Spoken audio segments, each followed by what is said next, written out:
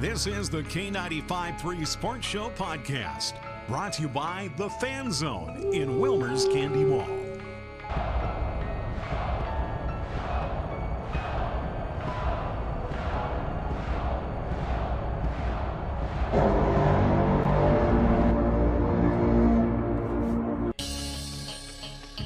Welcome to the K953 Sports Show podcast. This is Beau Standfuss.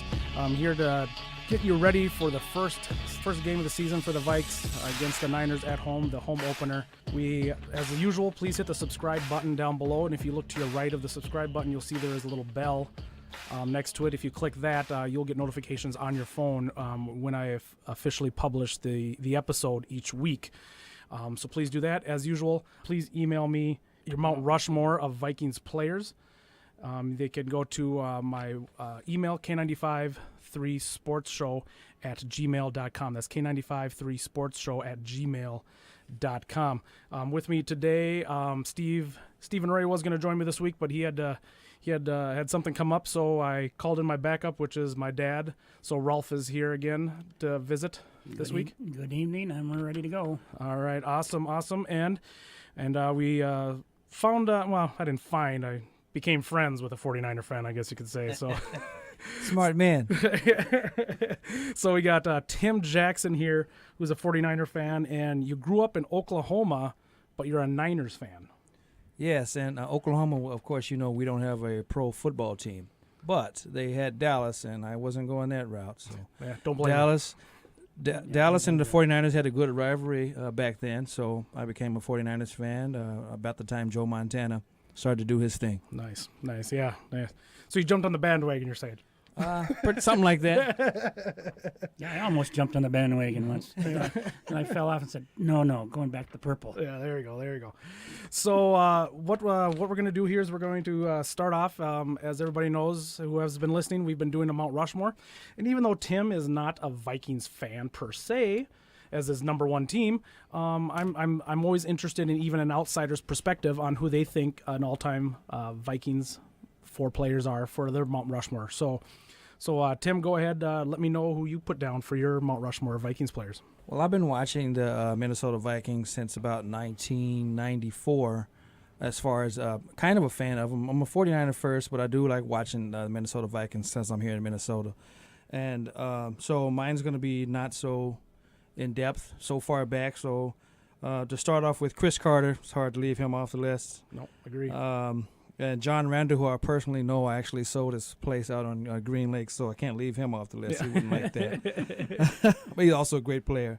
And from Oklahoma, Adrian Peterson. I mean, I know a lot of people wouldn't put him on there just because of the way things ended and where he left, but I think he's a great back, one of the best backs in the league has seen. And then, of course, Randy Moss would be my fourth, and I know I'll get a lot of jeers on that one. There's nothing wrong with I love your list. It's a great list. I did have one gentleman, his name is Darren. He emailed me at K953sportsshow@gmail.com, and he was the first person to actually put AP on his list. So I expect to see more Adrian Peterson as we go on with this throughout the year. So I'm not surprised at all that he's on the list. So that's a solid one. And I did want to bring up one other person emailed me. Another person who emailed me had a name on there that I kind of forgot about that was recent that I could see why they put him on there. Levi, he put on Antoine Winfield.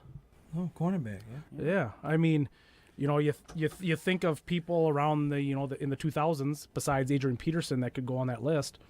And Winfield was a beast, a small beast. Yeah, he was really good. Like I said, I got to watch a lot of Minnesota Vikings football. I actually had season tickets for a few years. That's back when Adrian Peterson came from Oklahoma, though. So I didn't have AP on my 4 Mount Rushmore, but it was hard to leave him off with all the stats he had. I was at the San Diego game when he broke the record. I was there too. And it was an unbelievable game. And like I said, it was hard for me to leave him off. And then as far as Antoine Winfield, that was another one. I didn't even think of him. Yeah, so no, I mean, he was just came out of nowhere. What I think I love the best about Winfield was just his being able to great run support, great tackler.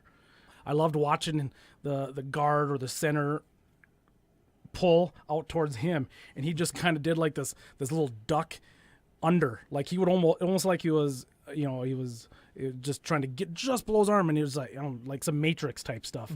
and the guy would miss him, and he'd pop back up and just tackle the runner as he's going around him. So yeah, no, it's I could see why Levi definitely put Antoine Winfield on there. I think he's definitely in consideration, especially for the newer generation of Vikings players and stuff like that. So you also got to say too, as far as his tackling ability was great. I mean, he could give lessons to everybody nowadays that try and use just their shoulder and don't stick their arms out. And also and like you said, he made a dive. He always took out that first. He always took out that first blocker, and that's what helped the defense. Yeah, he was an animal. After looking at some of the lists and hearing you guys even last week, I'm surprised that as good as Minnesota has been defensively in prior years and some of their Super Bowl years, that some more of their defensive players don't make it on Mount Rushmore. Yeah, it is. I mean, we're the. It's sad to say that this is what we're bragging about. We're the most storied franchise to never win a Super Bowl. I mean, you look at the best team winning percentages of all time, and we're in the top 10, but we're around to nothing but Super Bowl winners, and we've never won one. So it's like it's one of those things. It's like we're always in the conversation, and we've always had great players, great teams. It's just like most Minnesota sports, we can't get over the hump, except for the Twins and Lynx, obviously. Well, we go back with that the old Purple People Eaters. We had great defenses all those years we went to the Super Bowl.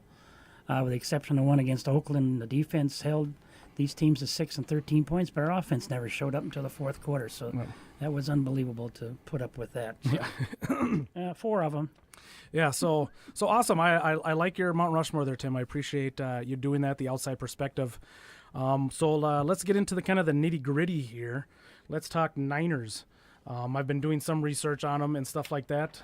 Go ahead and talk to me a little bit, Tim, about your Niners. What you expect from them? What are some of your players that you like? Well, just give me the rundown of the Niners.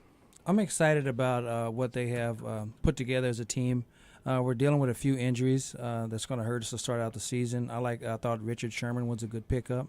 As long as they don't try to play him in man-to-man, he's more of a zone coverage corner. As long as they can keep him in zone coverage, I think he can help us a lot. Matt Breida is going to have to step up now that we have McKinnon out, which I really, really liked having him over there. I thought he could have made a big difference for us. And, of course, Jimmy Garoppolo, how New England let him get away, I still don't know, but we're glad to have him. And I just feel like Michael Goodwin's good speed guy out on at the receiver. So and then Greg Kittle's coming along very well as a tight end. So they have a lot of good young prospects, and I think they're going to be good for years to come here with the way they've set themselves up. Yeah, no, obviously with Sherman, you've got him coming off that injury, and what's going to happen with there? Is he going to lose? Has he lost a step? You guys took a little gamble on it. You never know. How old is he now? He's got to be. This is his 8th year, isn't it? Yeah, I believe it's his 8th year. He's got to be like 29, 30, somewhere. Yeah. So coming off that injury, it's going to be a little difficult, I feel, for him to get started and get going. But hopefully for you guys' sake, he turns out, even if he was 75, 80% of the player he's still going to be a good cornerback in the league. Yes, as long as they don't put him on an island. I just feel like if he's out there in man coverage, it's not good for us. Of course, you guys, it took McKinnon. We let McKinnon go, and then you guys found out quite quickly why he's only had one healthy season, which was last year, where he did well, and then you guys made him like the 4th or 5th highest paid running back in the NFL. When I saw that happen, I was kind of like, ugh, like it's a little rich for McKinnon. He's a great talent, as you know, being in Minnesota. He just never really got a chance, and we were going to give him an opportunity to be the lead back in San Francisco. So it hurts for us to not have him, to kind of see what he was capable of doing. But hopefully he gets back healthy, and we can use him next year. Yeah, no, and of course, like Garoppolo came on and was just hot as hell for you guys. Like, I think a lot of quarterbacks, obviously he's got talent and he's going to be a decent quarterback. I feel like the end of the season was a little more mirage than trend, just because people didn't have as much tape on him, and now they've had an entire offseason to look at several games. Because before Tom Brady, or being behind Tom Brady, you'd see him in the the preseason, and that's about it. In mop-up situations. Yeah. So I like the combination though with the offensive coordinator that we've had come over from Atlanta. Can't think of his name off the top of my head right now. Shanahan, Kyle Shanahan, great offensive mind. I just think with having Kyle Shanahan there with Garoppolo is going to be a good marriage for those two, and I expect big things offensively out of the 49ers.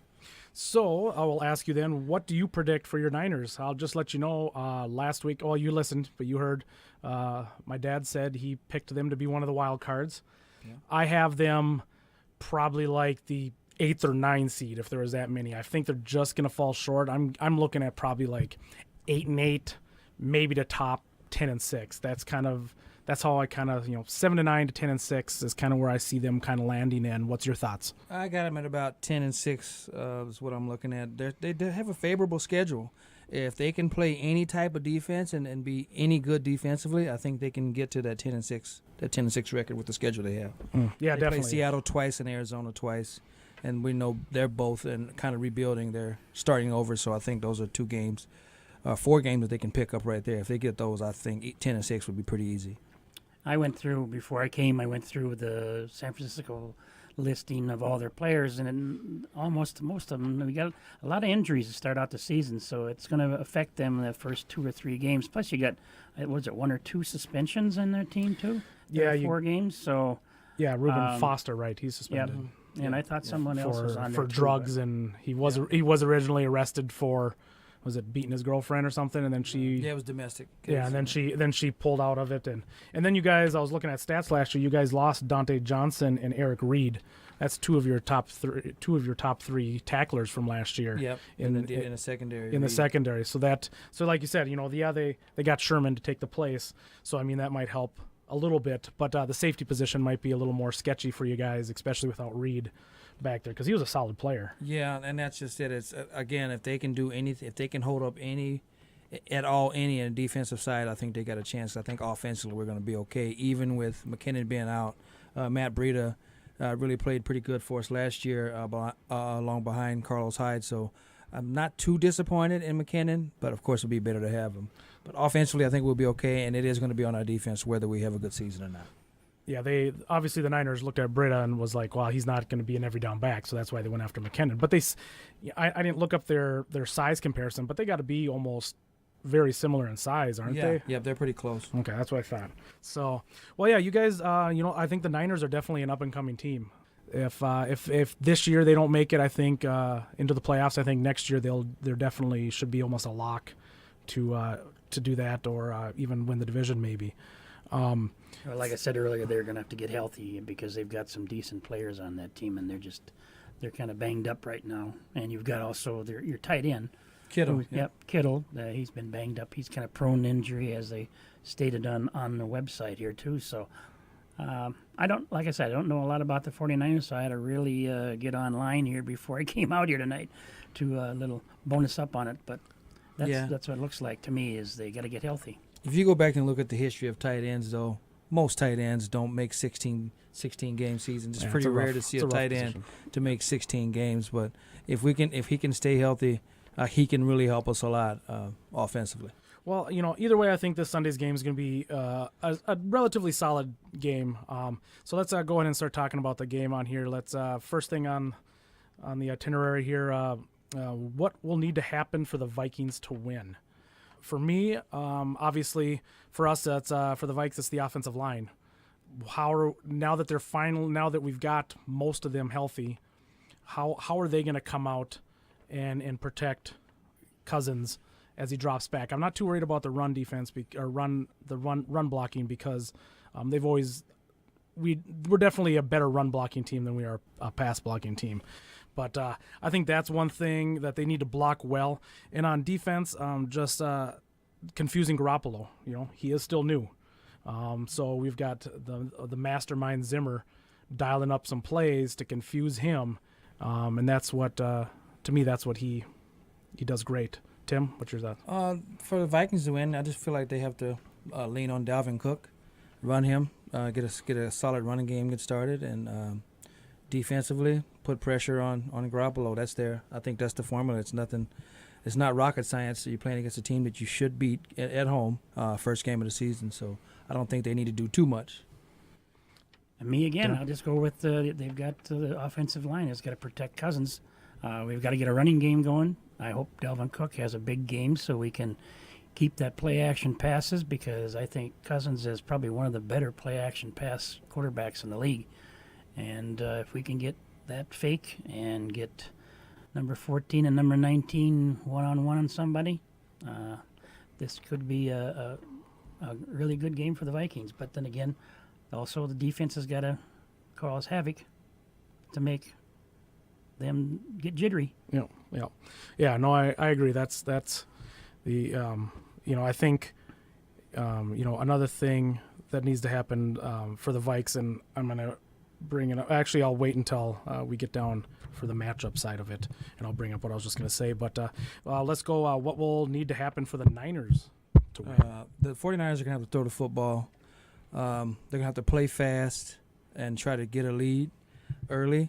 I think is their best chance, and then defensively, put pressure on, stop that running game and put pressure on third down on Cousins. Cousins is known to throw some interceptions. He'll turn that ball over. So if we can get some pressure on him, I think we can have a chance to stay in this football game. Dan? Well, for me, the 49ers has got to keep our offense off the field. I think that's what's going to be the key for them. They're going to have to use that time, that clock, and keep Cousins off the field, keep Dalvin Cook off the field, and like I said, they're going to be their key to possibly winning this game. I said possibly. Yeah, yeah. That's once again my what needs to happen for the Niners to win for me. Once again, one of my answers is they're going to have to beat up on our offensive line. I mean, I think it's not a secret, as all Viking fans know, our offensive line is, if there is a question mark on our team, it's our offensive line. And they don't have to be a top 5 offensive line. They just can't be a bottom 5 offensive line. And so it'll be interesting. It is nice that Foster is out. I'll take that. I will definitely take him not being anywhere on the field for that. For me, too, is just the Vikings not shooting themselves in the foot on offensively, too. We are, once again, this new offensive lineman. We looked good and bad during the preseason. So now that it's a full-on dress rehearsal, we've got our own plays. You guys, the team we're playing, is actually going to game plan against us, because that doesn't happen in preseason. They don't game plan. Nope.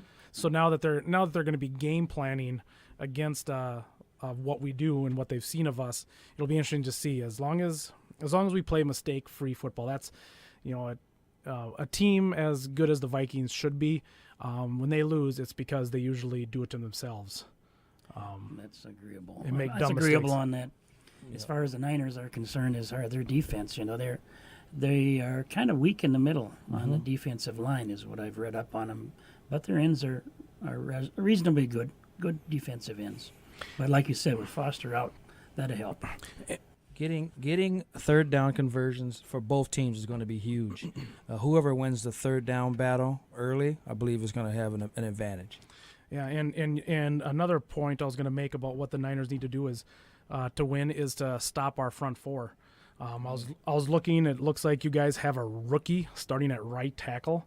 So he'll be going up against Mr. Hunter, who I kind of called out a little bit last show as in being kind of a disappointing year. So this is a chance for Hunter, to me, to be like, all right, you guys just paid me this off season. I had a little down. I didn't hit where I wanted to the season before, but I'm going to come out and I'm going to start off fast. And this is a chance going up against a rookie right tackle. That makes a huge difference. I think I saw, too, you guys have like 3 new starters on the offensive line from last year. Yeah. So your offensive line did a huge. Obviously, you still got Joe Staley on there. He's just he's a staple. Yeah, exactly. But they went out and got these guys because they want to be able to give Garoppolo time to sit back there and deal. I think if he gets time, he can kind of dice it up. He can dice up the defense pretty good. I'm looking forward to the matchups.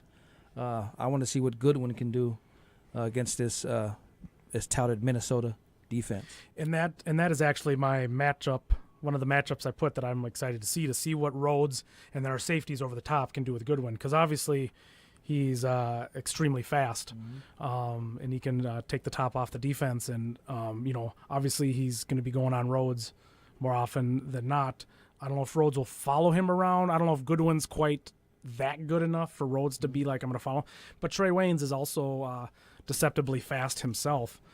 So it's going to be about also what the safeties do on the back end. That's what's going to really stop the deep throws on there.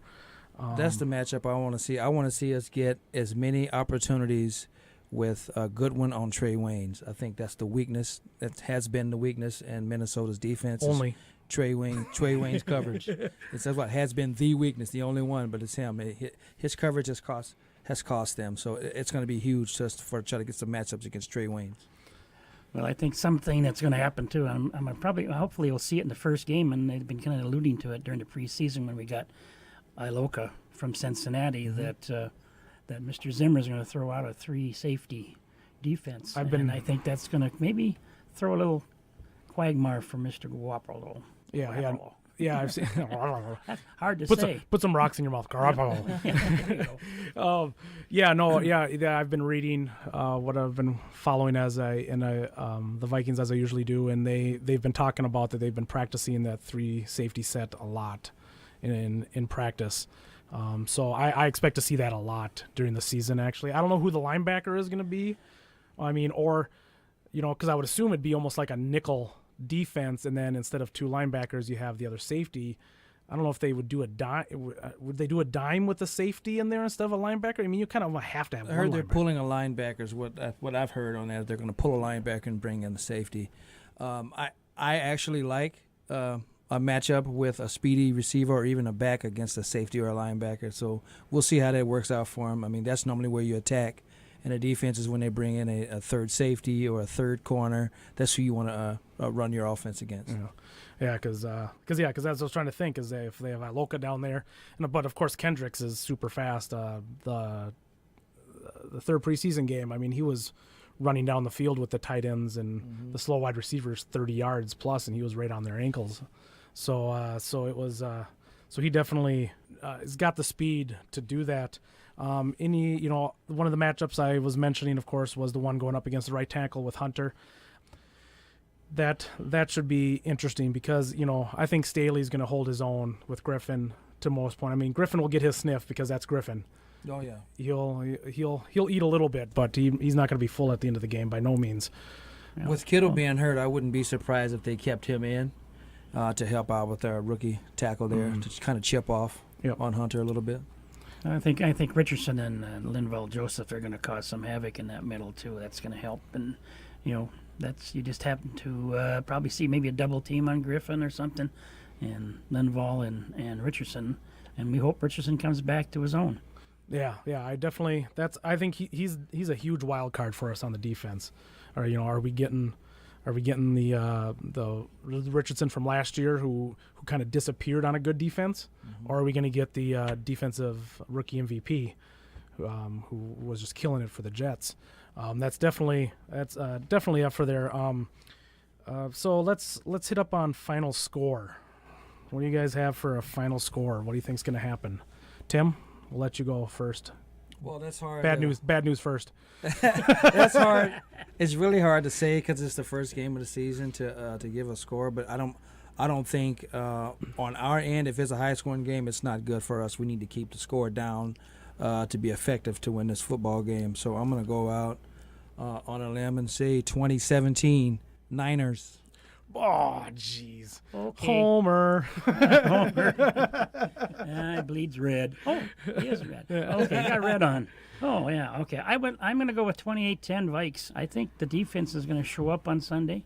I think they're going to rush. I think what is his number? Number 10, is that Garoppolo's number? That's Garoppolo's yeah, number. It's going to be 0-1 after he gets done that day. He's going to be on his back. They're going to knock his numbers backwards. Yeah, they're going to knock his numbers backwards. I just think the defense. Get a flag for breathing on him. Yeah, the defense has something to prove after the debacle in Philadelphia. I think they're going to come out and they're going to be really hungry, and the 49ers are going to take their heat. That's the one. I'm sorry, Bo, I didn't mean No, to go cut you off here, but that's the one thing that I'm kind of excited about, is because now there's a lot of film out on what the Eagles did to the Vikings defense in that NFC Championship game. So there is a little bit of a blueprint out there. Unfortunately, you're right. And what and after the Eagles game, Zimmer even he mentioned many times that he just felt like he went back to the same coverages too often, and he wasn't switching it up enough. So it'll be interesting, exactly, like to see how they bounce back, because I think Zimmer's going to call the game differently. I think he's going to mix it up a lot more, just for that exact reason. I think he just kind of got in the groove, and he just was like, well, I'm going to do what I got to do, but I'm going to do what I know has worked in the past. But unfortunately, everybody was watching him and caught it and knew that. I'm pretty close to you, Dad. I have 27-17, and that 7. That last touchdown for the Niners is going to be kind of a garbage touchdown, like in the last 5 minutes of the game type of thing, as a kind of a last ditch effort to try to come back. I just, if we were in San Francisco, on grass, like we were a few years ago, where you guys beat up on us opening game. Don't forget about that. That was a long time ago. I think Carlos Hyde had a pretty good game. Yeah, he did. Yeah, he did. And I don't. I mean, obviously you watched all the Niners games. Why did they not want Hyde back? I thought he was a decent running back. Well, where did he go? Cleveland. He went to Cleveland. I guess I really don't know why I like Carlos Hyde, but he wasn't. He was starting to have some injuries and things too. The last couple of seasons, he had missed some games here, and I just really feel like they thought Jerick McKinnon was a better option. I mean, they knew they could get him, and then they liked Breida as a backup. So I feel like they thought. I'm sure it had something to do with money as well. Yeah. It's usually the reasons too. Maybe the wild card for the 49ers on Sunday is maybe the old man on the wide receiver, Garcon. He's always seems to be a thorn in people's sides, and I'm just wondering if he just might have a decent game if we concentrate too much on Goodwin. But I'm still thinking their defense is going to shut everybody down on Sunday. I really do. Now, realistically, I'm just being funny. I'm saying 2017 because I'm a San Francisco fan, but in our reality, if Minnesota plays their game, we won't win. But if we can come out and catch them in some situations and get up early, like I said, that's the key, is to get up early and kind of shock them a little bit. I think we'd have an opportunity. Well, that's like I said, you keep our offense off the field, and 49ers will win this game. But that's the only thing I can give them hope for.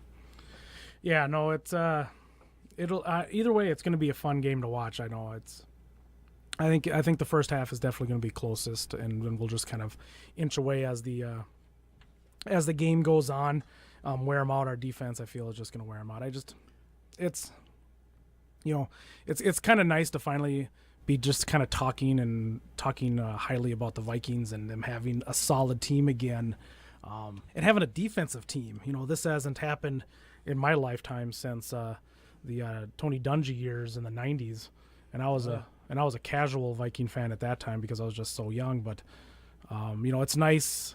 After Dungy left, we were just offense for so many years, and we ignored the defense. And now finally we got that defensive coach. He comes in and obviously makes a huge difference. I was looking, we were 31st ranked defense the year before Zimmer took over, and obviously we were the number 1 last year. So that is all Zimmer. In Zim we trust. Zimmer has done a really good job with building the Vikings back up. Especially defensively. I mean, they've always been pretty good offensively, but defensively he's really done a good job of turning the defense around, and that's why they're a team to contend with year in and year out in the last couple of years, because he's really done a good job of, we know defense wins championships, so it starts on the defensive side of the ball. Yep, that's what they always say. Defense wins championships, but that offense has to show up for a couple, 3 touchdowns to really solidify the whole team. So I'm thinking we're balanced, and here I go again. You got to keep Cousins upright and healthy. Yeah. So what is your take on Cousins? I know you guys have to say you agree, but what is your real take? Do you think he was the best option? I feel that was the best option. I don't like the kind of money they gave him, but I read in the paper online today that he mentioned, or he came out and told them what the Jets offered him. It was $90 million for 3 years. Oh, wow. And he turned that down to come to the Vikings because he figured the Vikings were a better club to play for. Yeah, Well, they got a And better the, chance to Jets win. and the Jets are mad because he brought out that and told them they'd turn down $90 million. So I'm not too happy with him. Yeah, no, all through the offseason with Cousins, I said, with Keenum before, I feel like Keenum actually went past his ceiling. Like his possibilities of what he could do, I feel like he was, if not past, right up against his ceiling. Like last year is the best he will ever be, I feel. That is his ceiling, and everything else will be a little less. I think he's going to come down to earth a little bit in Denver. But, and then you just take a look at, like I said, with Cousins, what he was able to do with a crappy Washington team, never having a defense, I believe, rated higher than like 24th or 23rd in the league. So he was constantly playing catch up. So that's what I like about it. He, like, as we saw in the NFC Championship game, we drove down the field, scored right away, and then they started coming back, and we just didn't have that oomph on offense. Keenum, I don't think Keenum's not the talent to be like, all right, guys, we're down by 14, we're down by 17, jump on my back, I'm going to win this. Cousins has that. He has I think I saw he's got like the first, second, or top 3 fourth quarter comebacks the last 3 years, because he's used to being down. Yeah, that's without talent. I think his numbers are a little skewed because he was playing on a team with a terrible defense, so he was forced to throw the ball. I don't see him throwing for 4,000 or 5,000 yards this year. No, he doesn't need to. He's going to probably come down to around about 2,900 to 3,500, somewhere in there. I think he'll throw for, because they got a great running game, like you said, and a great defense. And Zimmer's known to kind of put the handcuffs on his quarterbacks. But like I said, it's nice to have that, though. It's nice that I never did I feel last year that if we were down going into the final 6-7 minutes, that I thought that Keenan could get those 10 points, that if we were down. I feel that with Cousins because he's got that. Except for the miracle. Yeah. yeah, exactly, yeah. There's an asterisk for that one. Yeah. A lot of stuff had to happen.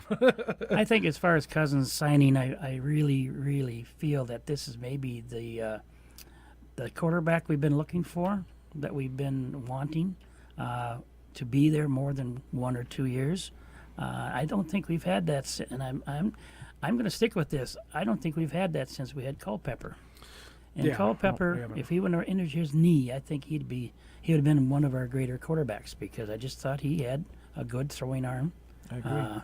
And I think he had, and he could run, but now that you can see RG3, he ran too much. These running quarterbacks in NFL, they're not going to last. They're going to get broken. Yeah, unless your name is Cam Newton and you're right. bigger than the linebackers, the defensive linemen. Yeah, right. I think that you're right with the Culpepper thing. I think for him, it helped having Randy Moss, but you got to remember the season he had where he threw 33 touchdowns. Yep. He would have been the MVP if Peyton Manning didn't have that crazy year he had. I remember. I remember watching each week because towards the end of the season, it was like it was a race. Culpepper, Manning, who's going to do? And then every time the Colts were at the 1 yard line, they passed the ball. Yeah. Every time they never ran the ball at the 1 yard line. I'm like, run the ball, it's the 1 yard line. Yeah. But they just never. It was just like, oh no, I'm gonna get that touchdown record and I'm gonna get that MVP. Let me do this. I think I'm gonna look this up and see how many 1 yard passes for touchdown Peyton Manning had in his career. I bet he has a lot, because I bet he does too. Marvin Harris, he had a lot of guys to throw to. Yep. Good. Dallas Clark at the tight end. Yeah. Nothing against Peyton. He was one heck of a quarterback, but they kind of pad his touchdown. Yeah, I would agree with that. They catered to him a little bit. Yeah, no. So either way, I'm so excited. The season's starting. We're doing this. We're recording this on Tuesday night. This will be released obviously Wednesday. So, we're less than 48 hours from the first football game. Excited that there is not going to be a Sunday without football. There isn't going to be a Sunday without football now until February. So, I'm super pumped for this. And This will be my first live game. I'm going down to U.S. Bank Stadium to watch the 49ers beat the Vikings. Maybe if you say it enough times. Yeah, if you say it enough times, Jim, you'll be okay. Hey, you have to will it into existence. Yeah. Well, I will take 2 aspirins and call me in the morning. I try not to be too cocky, because it's if you get cocky, then when you do get beat, now watch the Niners come in and beat it, then I'm egg all over my face.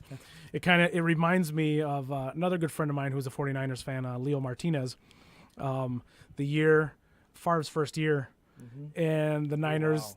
The Niners, were just killing us, and of course that's the throw into the back of the end zone by Favre, and he was texting me just being cocky as hell, and just I didn't say anything back to him at all. I just ignored him.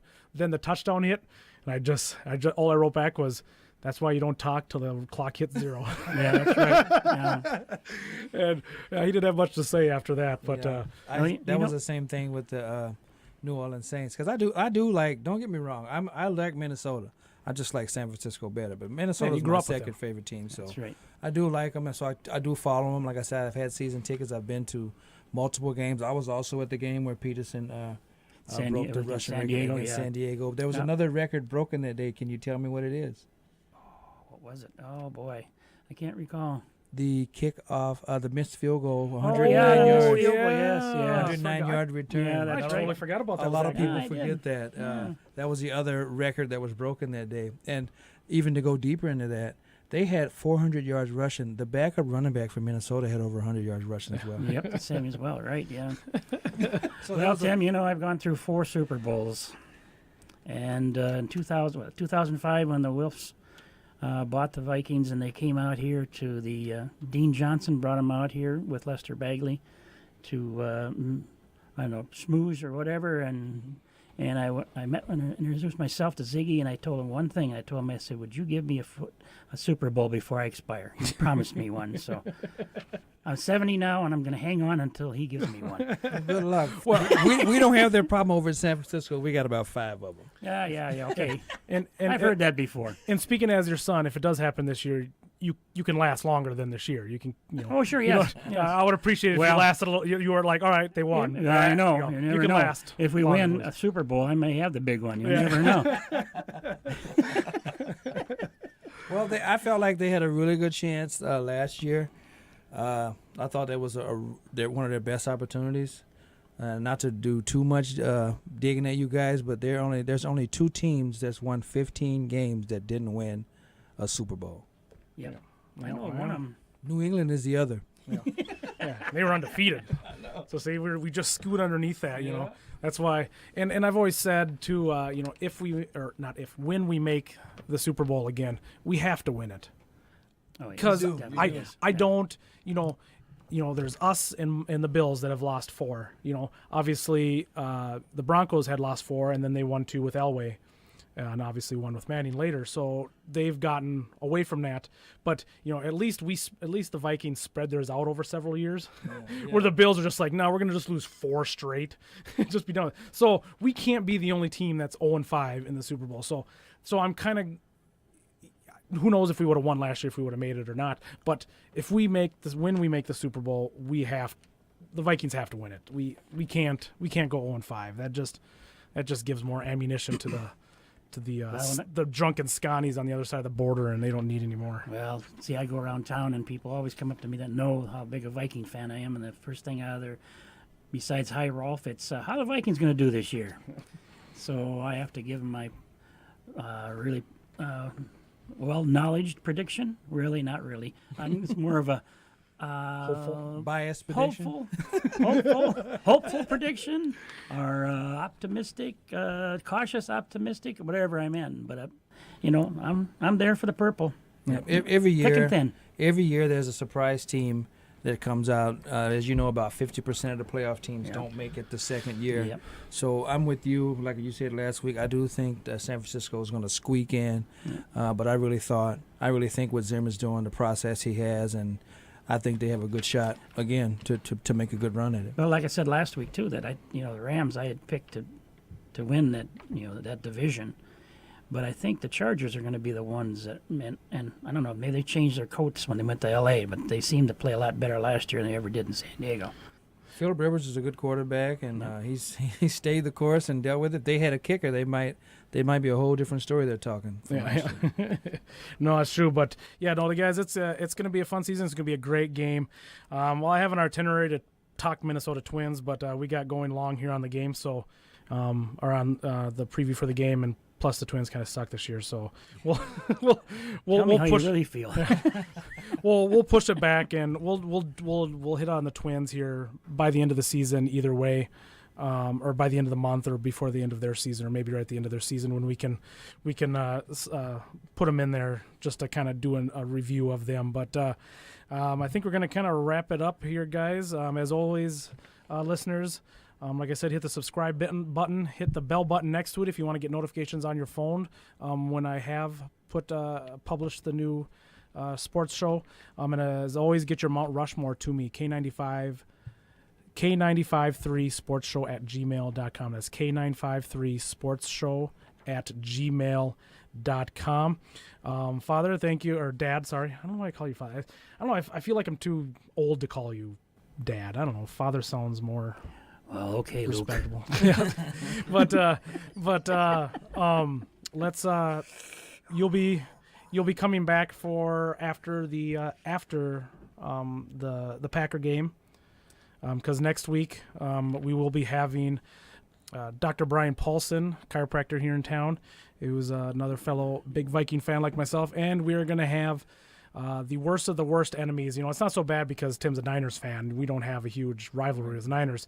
But be prepared. We're going to have a Packer fan in here. We'll see if his head can fit through the doorways and into this room. But Scott Watkins is a friend of mine who grew up over in Scottyville, and he will be here also to help preview the Viking Packer game next week. Dad, you'll be returning, like I said, in 2 weeks, where we'll talk the Packer game after and preview the Bills game. Tim, as usual, man, I appreciate you coming in. Listeners will definitely be hearing more of Tim throughout the year and throughout the weeks. Because he knows a lot about sports, and I respect his opinion a lot on sports. So I appreciate that. I like to hear what your knowledge is. So, yeah. Once again, guys, please hit subscribe, and thank you for listening. And we will see you guys next week. Skol Vikings.